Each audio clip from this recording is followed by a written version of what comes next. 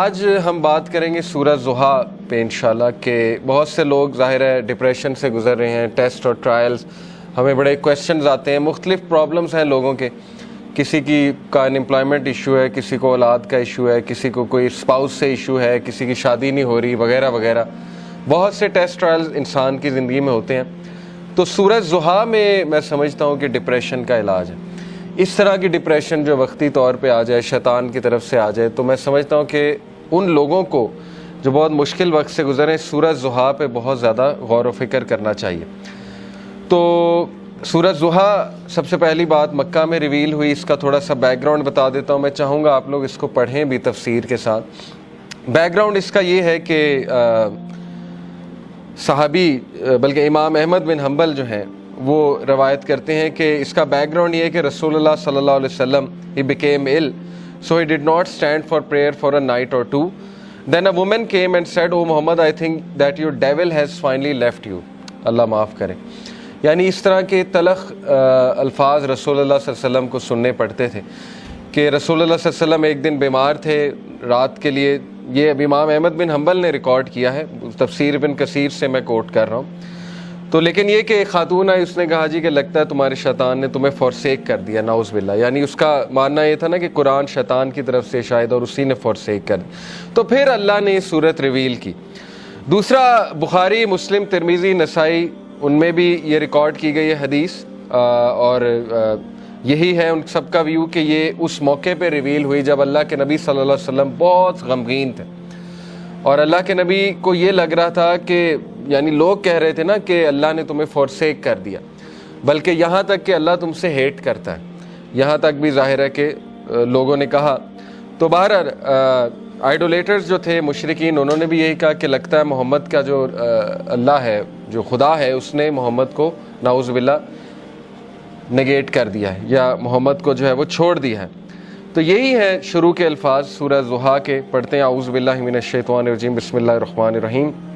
والضحیٰ واللیل اذا سجا، قسم ہے آفتاب کی روشنی کی، بائی دا فور نون، آفتاب کی روشنی کی قسم ہے، واللیل اذا سجا، اور قسم ہے رات کی جب وہ چھا جائے۔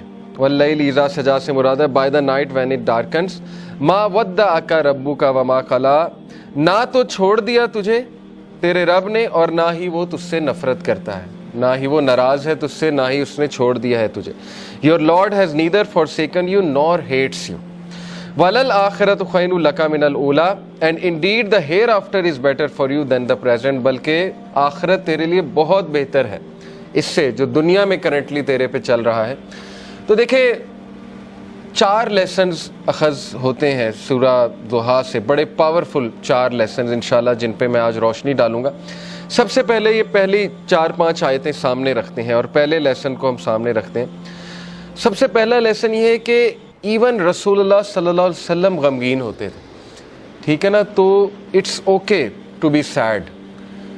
ہر انسان کی زندگی میں کچھ نہ کچھ ایسا ہے کہ اسے غم آئیں گے، اور یہ اللہ نے لائف کی نیچر بھی یہی بتائی کہ الذی خلق الموت والحیات لیبلوکم ایکم احسن عملا، کہ میں دیکھوں گا تم میں سے بہترین عمل والا کون ہے۔ تو اللہ کے نبی صلی اللہ علیہ وسلم وہ اتنے غم کی حالت میں تھے کہ اللہ تعالیٰ نے باقاعدہ گارنٹی دی کہ نہیں، آپ کو فورسیک نہیں کیا اللہ تعالیٰ نے، کیونکہ ظاہر ہے وہی بھی رک گئی تھی کچھ عرصے تک، تو حضرت جبرائیل کو مس کیا کرتے تھے اللہ کے نبی، پھر وہ روحانیت کو مس کیا کرتے تھے، تو ظاہر ہے اللہ سے اب کوئی رابطہ ڈائریکٹ نہیں ہے، پہلے حضرت جبرائیل آیا کرتے تھے، تو سوچیں کہ کتنا وہ ٹف ٹائم ہوگا ہمارے نبی پہ۔ تو سب سے پہلا لیسن یہ کہ ایون پروفٹ صلی اللہ علیہ وسلم واز سیڈ، ٹھیک ہے، it's okay to be said. دوسری بات یہ جو ان چند آیات سے ثابت ہو رہی ہے کہ there is light, we are reminded کہ روشنی ہوگی، رات ہوگی، لیکن رات کے اندھیرے کے بعد آپ دیکھیں روشنی چھا جاتی ہے۔ تو اللہ نے اسی لیے سٹارٹ ہی اسی سے کیا، والضحیٰ، کہ میں قسم کھاتا ہوں آفتاب کی روشنی کی، یعنی there is always hope, there will always be a new day, اور time will come and go, وقت آئے گا، برا ٹل جائے گا، پھر کچھ اللہ کی طرف سے راحت آ جائے گی۔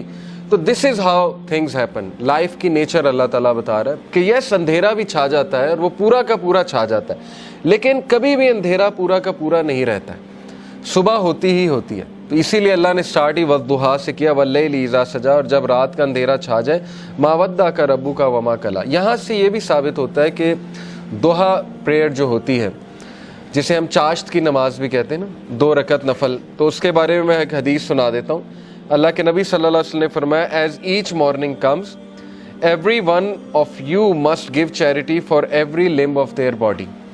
جب بھی صبح کا وقت ہو تو تمہارے ہر جو اعضاء ہے اس کو صدقہ کرنا چاہیے۔ سینگ سبحان Allah is an act of charity, saying الحمدللہ is an act of charity, saying لا الہ الا Allah is an act of charity, and saying Allah اکبر is an act of charity. یہ بڑے پاورفل اذکار ہیں، یاد رکھیں۔ سبحان اللہ، الحمدللہ، لا الہ الا اللہ، اللہ اکبر، اس کو ہمارے معاشرے میں ظاہر ہے چوتھا کلمہ بھی کہتے ہیں۔ بہرحال تو یہ ایک حدیث میں بھی آتا ہے کہ یہ جو اذکار ہے نا، یہ دجال جب آئے گا تو اس کے دور میں مومن کی خوراک ہوگی، جب فیمن کا دور ہوگا تو یہ مومن کی خوراک ہے۔ بہرحال یہ اللہ کے نبی نے کہا یہ سارے الفاظ چیریٹی ہیں۔ Commanding people to do good is an act of charity and forbidding evil is an act of charity. To pray 2 units at the time of duha suffices all of this charity. اللہ کے نبی نے کہا جو بھی 2 رکعت چاش کی نماز پڑھ لیتا وہ ان ساری چیریٹیز کو اوور کم کر لیتے، یعنی اس کی وہ اس دن کی چیریٹی ہو جاتی ہے۔